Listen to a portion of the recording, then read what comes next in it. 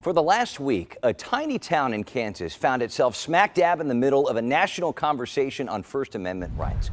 Marion, Kansas, north of Wichita, is home to the Marion County Record. A small paper dealt a big problem. In an unprecedented raid, Marion police seized computers, reporters' cell phones, and other materials from the Record's offices. They also searched the home of the town's vice mayor and the paper's publisher, Eric Meyer, where his 98-year-old mom, Joan, also lived. Joan was the Record's co-owner. She collapsed and died a day later. Eric believes from the shock of it all. She's not one who liked to be intimidated, but I think at her age she felt that she didn't have the ability to fight the intimidation, and so it frustrated her very much. She kept saying, where are all the good citizens that allow this to happen? And why did this happen? That's a million-dollar question. Meyer says police were looking into sensitive information a confidential source had given to the paper about a local business owner. Information the paper didn't even publish. In fact, Meyer says the only reason police officers knew about it was because his reporter gave it to them. Last week, the county prosecutor announced he believes there wasn't enough evidence for the raid and called for the seized items to be returned, which they were.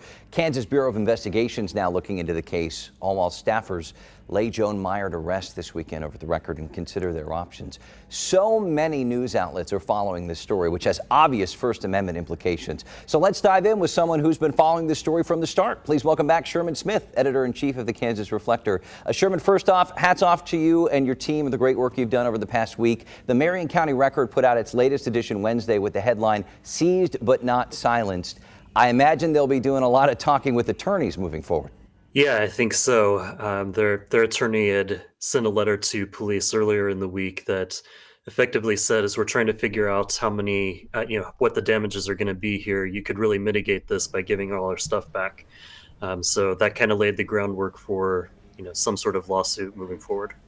What do you think is next, aside from the legal realm, as far as fighting back on the part of the Record? What's next in this case? Well, I think there's a lot that we still don't know about why this search happened.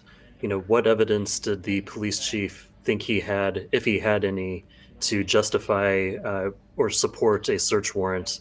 And why did a magistrate judge sign off on it? There are federal and state laws that are designed specifically to prevent this sort of thing from happening. They're supposed to go before a judge with an open hearing in which a news outlet can bring its attorneys in and argue against disclosure of information. And that didn't happen here, and it's really not clear why. You were one of two reporters in the evidence locker when all of this seized property was given back to the custody of the people of the Record. What was that like? Yeah, all of the computers, the hard drives, routers, cell phones of personal reporters, this was all being stored in an evidence locker at the sheriff's office. The sheriff's office was not responsible for the raid, but they were tasked with holding on to all of this. And the newspaper sent over a forensic expert to retrieve this when they handed it back.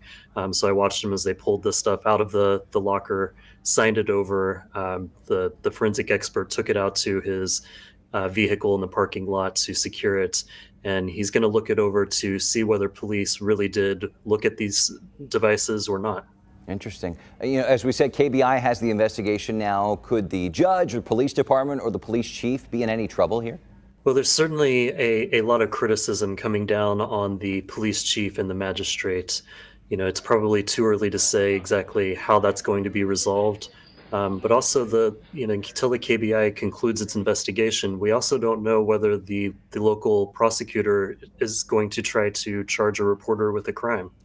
On the surface, this feels like a small town fight between the people in power, police department, and a local paper. Is that what you're finding in your reporting, or is this just something that got screwed up at some point?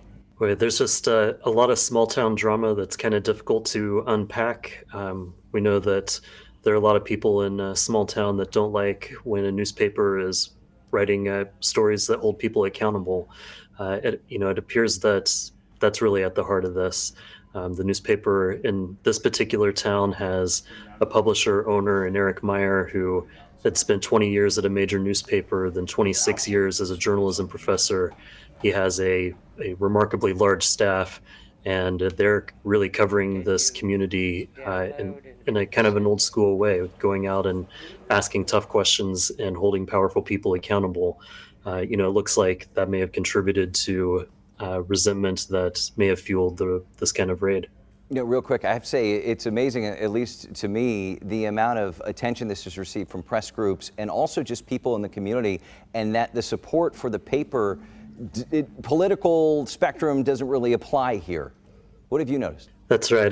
There's remarkable solidarity, of course, from journalists and journalism advocacy groups, even international support, but also in the community. I was in Marion, and there's a worker who comes in just on Wednesdays to help distribute the paper, and she was wearing a "Keep America Great" shirt for Donald Trump.